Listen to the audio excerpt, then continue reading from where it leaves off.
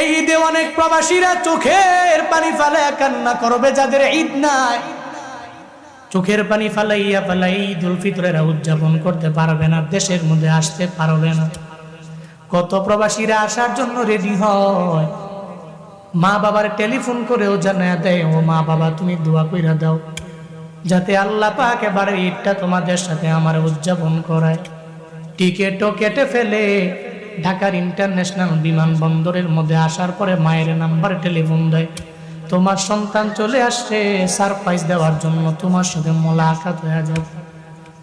মার মনটা বড় খুশি, 4 বছর 5 বছর যারে দেখি না, অনেক বছর পরে আমি তারে দেখতে পাইলে আমার মনটা ভালো হয়ে যাবে।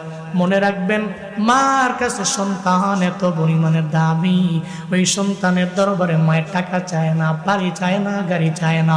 এই যে 2টা বছর 2.5 বছর 3 বছর আপনারে দুগ্ধ পান করাইলো যেই মা,